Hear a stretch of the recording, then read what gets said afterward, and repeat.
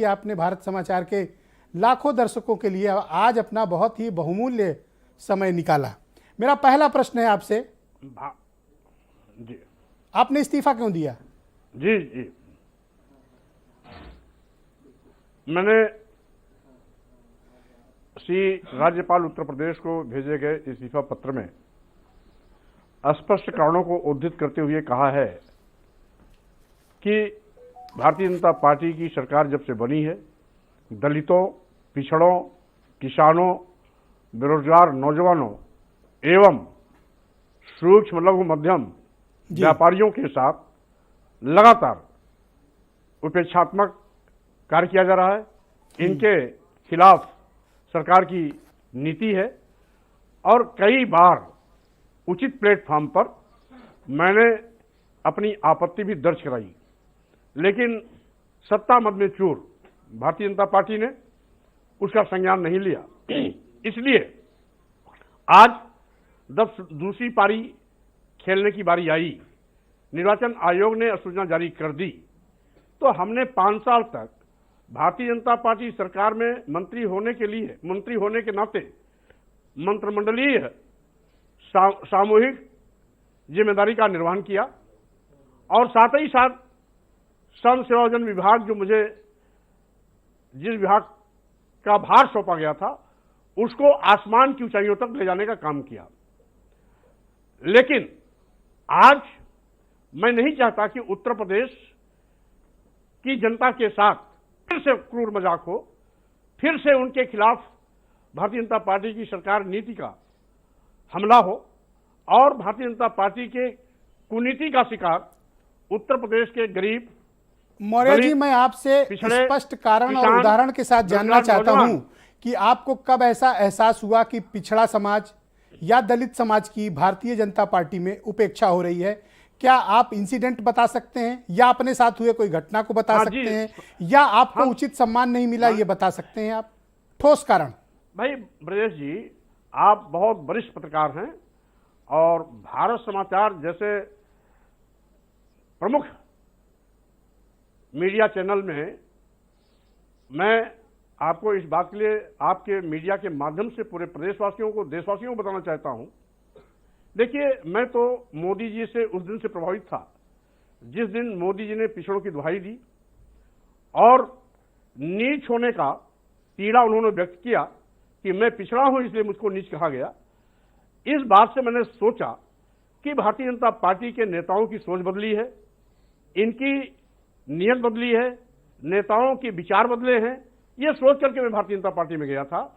तत्कालीन राष्ट्रीय अध्यक्ष श्री अमित शाह जी के साथ वार्ता करके मैंने भारतीय जनता पार्टी में सम्मिलित हुआ था और साथ ही साथ आप ये भी जानते हैं कि 2017 के पहले जब तक मैं बहुजन समाज पार्टी में था, उत्तर प्रदेश की राजनीति में बहुजन समाज पार्टी नंबर 1 थी। जिस दिन मैंने छोड़ा उसी दिन 6 घंटे के बाद मीडिया के लोगों ने ही बहुजन समाज पार्टी को तीसरे स्थान पर ले जाने का। स्वामी प्रसाद जी, मैं और आप एक दूसरे को 17-18 साल से जानते हैं। मैं आपसे फिर पूछना चाहता हूं कि मुझे ठोस कारण बताइए कि आपको कब लगा कि बीजेपी में पिछड़ों की उपेक्षा हो रही है? क्या आपका अपमान हुआ या आपको ठीक से काम नहीं करने दिया गया या आप जितना डिजर्व करते हैं बीजेपी में आपको नहीं मिला? देखिए, विभाग के पीछे मैं कभी नहीं भागा हूं। जो भी विभाग मिला है उसको चमका करके उत्तर प्रदेश का सर्वश्रेष्ठ विभाग बनाया हूं। यहां तक कि आपको याद होगा 2002 में खादी ग्रामोद्योग मंत्री के रूप में मैंने तत्कालीन प्रधानमंत्री अटल बिहारी वाजपेयी के साथ पूरे देश के खादी ग्राम उद्योग का सर्वश्रेष्ठ कार्य के लिए मैं पुरस्कृत किया गया था। और आज वही श्रम सेवायोजन विभाग, जिसमें पहले मात्र पंजीयन 34 लाख था, 8 साल में हमने 4.5 साल में 1 करोड़ 30 लाख के पार किया। 8 साल में पहले लाभार्थियों की संख्या थी मात्र 7 लाख, आज लाभार्थियों की संख्या 1 करोड़ के करीब पहुंचा दिया। और इसीलिए आज जगह जगह श्रमिकों की बेटियों की। तो जब आप इतना अच्छा काम कर रहे थे तो आपने इस्तीफा क्यों दे दिया स्वामी प्रसाद जी? मैं उस पर भी आ रहा हूं ब्रजेश जी, मैं उस पर भी आ रहा हूं। जैसा कि आप जानते हैं, पिछड़ों के आरक्षण के साथ जो क्रूर मजाक किया गया, यहां तक कि अभी अभी माननीय मुख्यमंत्री ने उस बात को स्वीकारा भी, जब पिछड़ा वर्ग आयोग भारत सरकार ने इनको टिप्पणी लिख करके भेजी कि इतने की जगह पर आपने इतना पद सवर्णों को दे दिया और पिछड़ों का हक मारा गया, तो उसके आधार पर उन्होंने पुनः अपनी गलती को सुधार करते हुए पिछड़ों को उनकी नियुक्ति पत्र अलग से जारी किया। ये इस बात को स्वीकार करता ही तो एक पकड़ में आया। इस तरीके से आपने ये भी देखा होगा केंद्र सरकार में मालूम नहीं कितने आईएएस बिना लिखित परीक्षा के मात्र साक्षात्कार के आधार पर हुए, उसमें एक भी दलित और एक भी पिछड़ा नहीं है। और साथ ही साथ आज जिस तरीके से दलितों और पिछड़ों के आरक्षण को मारा जा रहा है, आज सारे के सारे सरकारी संस्थान, सरकारी प्रतिष्ठान, अर्ध सरकारी संस्थान एवं सरकार द्वारा पोषित, वित्त पोषित अन्य संस्थान धीरे धीरे प्राइवेट कंपनियों को दिया जा रहा है, सबका निजीकरण किया जा रहा है। जहां पर आरक्षण के माध्यम से दलितों और पिछड़ों को आरक्षण के माध्यम से नियुक्ति मिलती थी, वो सारे के सारे प्रतिष्ठान आज निजी क्षेत्रों में जा रहा है। और निजी क्षेत्रों में जाने का मतलब आरक्षण जीरो। अब आप एक तरफ कहते हैं मैं बाबा साहब भारतीय संविधान का सम्मान भी करूंगा और उनकी ही द्वारा दी गई व्यवस्था को आप निगल जाना चाहते हैं अजगर की तरह, और सारी की सारी बड़े बड़े मिल कारखाने जो भारत सरकार के हैं, बड़े उद्योग प्रतिष्ठान जो भारत सरकार के हैं, भारत सरकार द्वारा पोषित है, अर्ध सरकारी है, सरकारी है, उनका निजीकरण करने का क्या उचित है? आपको तो सुधार करके ज्यादा से ज्यादा उसको स्वामी प्रसाद जी, जब आप इतना भरे हुए थे तो आपने कभी अपने मन की पीड़ा कैबिनेट के भीतर या भारतीय जनता पार्टी के जो भी प्लेटफॉर्म आपको मिलते थे पॉलिटिकली, उसमें आपने ये बात रखी जो आज आप मुझे बता रहे हैं? स्वाभाविक रूप से भाई ब्रजेश जी, भारत समाचार के माध्यम से मैं पूरे प्रदेश देश की जनता को बताना चाहता हूं, मंत्रिमंडल में भी राष्ट्रीय नेताओं के सामने भी इस प्रकार के किए जा रहे भेदभाव को एक बार नहीं अनेक बार कहा। यहां तक कि आउटसोर्सिंग भर्तियों का भी मैंने विरोध किया। हमने कहा जब सरकार पर आर्थिक भार कोई कम नहीं होता, बल्कि नौजवान जो आउटसोर्सिंग के माध्यम से नियुक्ति होती है, अगर उसको पूर्णकालिक सेवायोजित किया जाए तो पूरा का पूरा धनराशि से वो नौजवान लाभान्वित होगा। लेकिन उसमें बिचौलिए मार जाते हैं। आउटसोर्सिंग के माध्यम से बिचौलिए और दलाल मोटे हो रहे हैं। वो बेचारा 8,000 10,000 में रह जाता है और उसका हक जो उसे मिलना चाहिए बिचौलिए डकार जाते हैं। कई बार मैंने कहा, एक बार नहीं, माननीय मुख्यमंत्री के सामने कहा, राष्ट्रीय नेताओं के सामने कहा, और उन्होंने हमारी बात को विधिवत सुना भी, लेकिन रिएक्शन का एक्शन कोई नहीं हुआ, उस पर कोई भी कार्रवाई नहीं हुई। स्वामी प्रसाद जी, वो कौन सा ऐसा इंसिडेंट था जब आपको लगा कि अब ये निराशा की पराकाष्ठा है, अब यहां नहीं रुका जा सकता? आपको इसका एहसास कब हुआ? स्वाभाविक रूप से ये तो मैं पहले से एहसास कर रहा था, लेकिन हमने जो मंत्रिमंडल की सामूहिक जिम्मेदारी है उसको मैं निर्वहन कर रहा था, और उचित अवसर पर उचित निर्णय लेने का जब वक्त आया तो आज मैंने वो धमाका किया। ये जो तूफान आपने मचाया है, जब 2017 में आपने भारतीय जनता पार्टी ज्वाइन किया था तो आपकी क्या बात हुई थी? क्या आपको वो राजनीतिक सम्मान नहीं मिला? देखिए, भारतीय जनता पार्टी की एक कार्यशैली है, जिनके पास 10 वोट नहीं है उनको ये हीरो बनाने की कोशिश करते हैं, और जो पूरे प्रदेश का जनाधार वाला नेता है उसको जीरो बनाने की कोशिश करते हैं। मैं इनको इस बात का एहसास कराना चाहता हूं, 2022 चुनाव के परिणाम के बाद इनको इस बात का पता लगेगा कि स्वामी प्रसाद मौर्य कौन सी बला है, और साथ ही साथ स्वामी प्रसाद मौर्य की क्या ताकत है, इस बात का एहसास करेंगे। पर वो तो बार बार मैं बड़ी गंभीरता, वो तो कह रहे स्वामी प्रसाद मौर्य का मतलब अंधेरा। अब जिनके दिल दिमाग में कूड़ा भरा है वो अंधेरा ही कहेंगे, और अंधेरा कहने वाले कौन लोग हैं आप जानते हैं? वो ऐसे लोग हैं जिनका कोई राजनीतिक वजूद नहीं है, साथ ही साथ न पिद्दी का शोरवा, उनका कोई मतलब नहीं है, इसलिए उनके किसी बयान का मैं संज्ञान नहीं लेता हूं। पर आपके कैबिनेट के एक सहयोगी हैं नंद गोपाल गुप्ता उर्फ नंदी, उन्होंने कहा विनाश काले विपरीत बुद्धि फॉर यू, आपके लिए। अब नंदी जी को सद्बुद्धि आएगी, 2022 के जब चुनाव में जाएंगे तो उनको पता लगा है कि ऊंट कौन सा पहाड़ के नीचे आया है, वो आए हैं या मैं आया हूं, ये अपने आप परिणाम बताएंगे। तो अब आपकी आगे की क्या राजनीतिक कार्य योजना है? आपको अखिलेश यादव क्यों पसंद है? देखिए, 2 दिन तक मैं अपने पूरे प्रदेश के कार्यकर्ताओं और समर्थकों से संवाद करूंगा। उनकी भावनाओं के अनुसार 14 तारीख को अंतिम निर्णय लूंगा।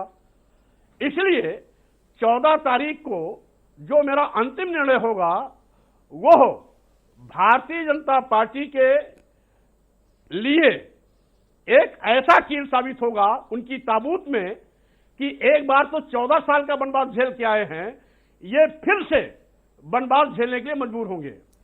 पर स्वामी प्रसाद जी, ऐसा लगता नहीं कि आप कुछ ज्यादा आगे बढ़ के कह रहे हैं, दावा कर रहे हैं बाद में? क्योंकि बीजेपी ने कोई ज्यादा आपके जाने पर कोई आपको मनाने की कोशिश नहीं की। ऐसा है, मनाने की तो जो कोशिश की मैं जानता हूं कि किन किन लोगों का टेलीफोन आया, लेकिन आज मैं आपको यह भी स्पष्ट करना चाहता हूं, यही घमंड था कभी बहन मायावती जी को। एको अहम द्वितीयो नास्ति में मदान थी और सबको कूड़ा करकट समझती थी। जैसे मैंने छोड़ा, आज सुश्री बहन मायावती जी उत्तर प्रदेश की राजनीति से गायब हो गई। और साथ ही साथ भारतीय जनता पार्टी जो 14 साल तक वनवास झेली थी, हमारे साथ आए हुए लोगों के जनधार के कारण पूर्ण प्रचंड बहुमत की सरकार बनी। भारतीय जनता पार्टी पहाड़ जैसी पार्टी हो गई और 14 साल तक वनवास झेलने वाली पार्टी पूर्ण बहुमत की सरकार के साथ उत्तर प्रदेश में सरकार बनाने में कामयाब रही। अब यह वनवास फिर से भारतीय जनता पार्टी को झेलना पड़ेगा।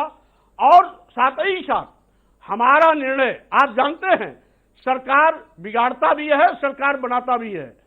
अब हमारा निर्णय जो भी होगा वो सरकार बनाने के लिए होगा और भारतीय जनता पार्टी की ताबूत में अंतिम कील ठोकने के लिए होगा। क्या आपको लगता नहीं कि थोड़ा अहंकार वाली भाषा है ये? अब सम्मान और स्वाभिमान की बात करने वाले लोग अपनी बात खुल के रखते हैं। कोई इसको अहंकार माने या दिल की बात माने, ये तो सुनने वाले पर निर्भर है कि वो किस तरीके से लेता है। लेकिन मैं अपनी भावना व्यक्त कर रहा हूं और ये भावना उत्तर प्रदेश के दलितों का है, पिछड़ों का है, किसानों का है, बेरोजगार नौजवानों का है, छोटे और मध्यम व्यापारियों का है जो इस सरकार के शोषण के शिकार हुए हैं। पर आप मुझे बताइए कि पिछड़ा समाज के तो उनके पास एक से बढ़कर एक नेता हैं। केशव प्रसाद मौर्य जी हैं, डिप्टी चीफ मिनिस्टर हैं, स्वतंत्र देव सिंह पटेल हैं, पिछड़ा समाज से आते हैं।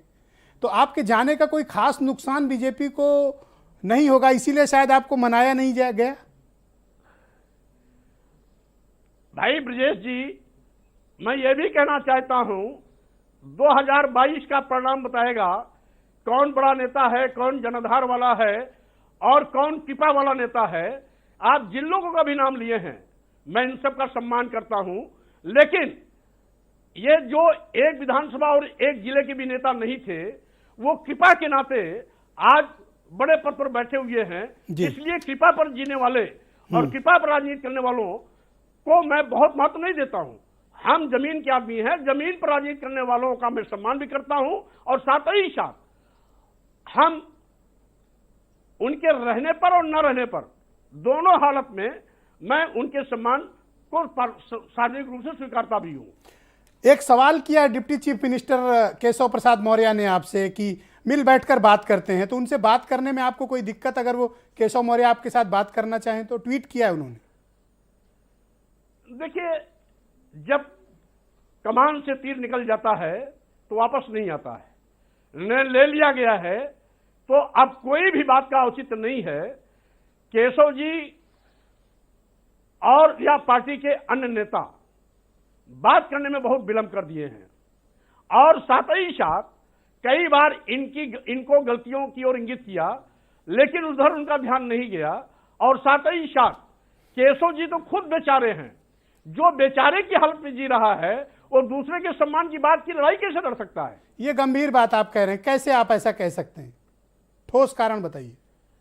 अब उप मुख्यमंत्री जी श्री केशव प्रसाद मौर्य जी हैं तो बहुत बड़े विभाग के मंत्री, लेकिन जिस तरीके से उनके हाथ पैर बांध दिए थे, कई बार उन्होंने अपनी पीड़ा व्यक्त की है और उनकी पीड़ा से आप भी वाकिफ हैं। और जो जगजाहिर हो जाता है उसके लिए किसी प्रमाण पत्र की आवश्यकता नहीं होती। एक अंतिम प्रश्न है आपका, जो सवाल का जवाब आपने दिया नहीं, स्किप कर गए थे, मैं वो सवाल दोहराता हूं। आपको अखिलेश यादव क्यों पसंद है? कौन पसंद है, क्यों पसंद है, 2014 को मैं बताऊंगा। आज आप मुलाकात की आपने अखिलेश यादव जी से? 14 जनवरी को मैं बताऊंगा। आज आपने मुलाकात की, क्या बातें हुई आपकी उनसे? मुलाकात करूंगा। उन्होंने इस्तीफा देने का स्वागत किया है, मैं इसके लिए उनको धन्यवाद देता हूं, लेकिन वार्ता मैं आगे करूंगा। आने वाले समय में समाजवादी पार्टी में स्वामी प्रसाद मौर्य किस भूमिका में होंगे? अब ये 14 जनवरी के बाद सब तय होगा, इसलिए भूमिका तो तय होगी बाद में। विधानसभा चुनाव में विजय पताका लहराने के बाद सबकी भूमिका अलग अलग तय होगी, लेकिन अभी तो निर्णय केवल इस्तीफे का है मंत्रिमंडल के मंत्री पद से। ये अंतिम सवाल है मेरा आपसे। आपकी बेटी सांसद है बदायूं से, आपके बेटे को बीजेपी ने चुनाव भी लड़ाया, अब आपकी बेटी का आगे का राजनीतिक भविष्य? देखिए, उत्तर प्रदेश की सरकार में मंत्री मैं हूं, इसलिए मंत्रिमंडल से इस्तीफा देने का निर्णय मेरा है, एक चीज। दूसरी चीज, मेरी बेटी बदायूं की सांसद है, इसलिए उसका निर्णय क्या होगा वो स्वयं उसकी जवाबदेही होगी।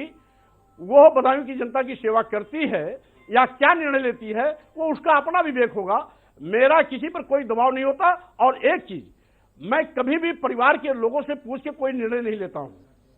स्वामी प्रसाद जी, एक चीज बड़ी आश्चर्यजनक है और उत्तर प्रदेश की राजनीति में ये बड़ी असहज स्थिति है। आप वही स्वामी प्रसाद मौर्य जी हैं जो अखिलेश यादव के भाई धर्मेंद्र यादव के खिलाफ कैंपेन करने बदायूं गए थे, उनको हराया आपने, आपकी बेटी सांसद बनी। आज देखिए कैसा इत्तेफाक है कि आप अखिलेश यादव के साथ जा रहे हैं। कभी आपने सोचा था ऐसा होगा?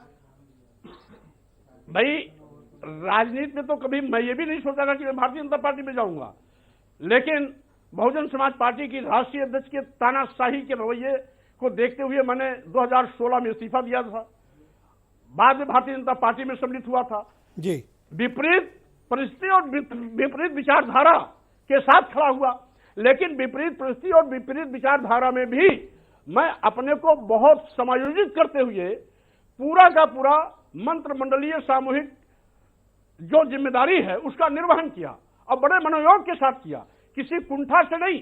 बल्कि आज जिस विभाग का मैं मंत्री हूं, उत्तर प्रदेश में सभी के लोगों के विषय में जानकारी है और साथ ही साथ माननीय मुख्यमंत्री जी स्वयं श्रम विभाग की तारीफ करते नहीं लगाते थे, क्योंकि उन्होंने देखा जो कभी नहीं हुआ वो करके दिखाया, न भूतो न भविष्य।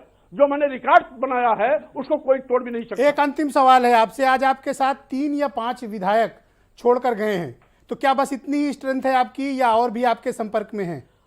आज भाई ब्रजेश जी, आपके चैनल के माध्यम से मैं प्रदेशवासियों को ये पहले भी बता चुका हूं, फिर बता रहा हूं, आज मैंने मंत्री पद से इस्तीफा दिया। कौन विधायक इस्तीफा दे रहा है, कौन नहीं दे रहा है, इसका अभी हमारे संज्ञान में नहीं है। हम अब 2 दिन तक 2 दिन लोगों से संपर्क में रहेंगे। अब अंतिम निर्णय आपको 14 को मालूम हो जाएगा कि कितने विधायक और मंत्री साथ में आ रहे हैं और कौन नहीं आ रहे हैं। इसलिए मैं किसी पर जोर दबाव नहीं डालूंगा, जो स्वतः आएगा उसका मैं स्वागत करता हूं और जो नहीं आएगा वो हमारा मित्र रहा है, मैं उसको भी थैंक्स अदा करता हूं। क्योंकि हम लोग एक साथ मिलकर काम किए हैं, इसलिए हम अपने ट्विटर के माध्यम से माननीय प्रधानमंत्री जी को, माननीय गृह मंत्री जी को, राष्ट्रीय अध्यक्ष जी को, माननीय मुख्यमंत्री जी को मैं धन्यवाद भी ज्ञापित किया हूं कि आपके नेतृत्व में जो हमें व्यक्तिगत। स्वामी प्रसाद जी, आपकी बातों से लग रहा है कि आपने बीजेपी के भीतर रहकर पिछड़ा समाज के विधायकों का एक गुट बना लिया था। देखिए, गुट कभी नहीं होता है। सरकार की गलत नीतियां लोगों में आक्रोश पैदा करती है और जब आक्रोश पैदा हो जाती है तो नई लाइन अपने आप बन जाती है। तो 14 तारीख को समाजवादी पार्टी के दफ्तर में हम लोग कैमरे लगाएं? हम एक दिन पहले सूचना सभी मीडिया के साथियों को अवश्य देंगे कि अब हम 14 तारीख को क्या करने जा रहे हैं, कहां हमारी घोषणा होनी है। क्या घर वापसी बीजेपी में तो नहीं कर लेंगे? अब 14 तारीख को वो भी निर्णय एक दिन पहले आपको मालूम हो जाएगा। बहुत बहुत शुक्रिया आपका स्वामी प्रसाद मौर्य जी, बहुत बहुत धन्यवाद। भारत समाचार के दर्शकों के लिए आपने समय निकाला, आपका बहुत बहुत शुक्रिया स्वामी प्रसाद मौर्य।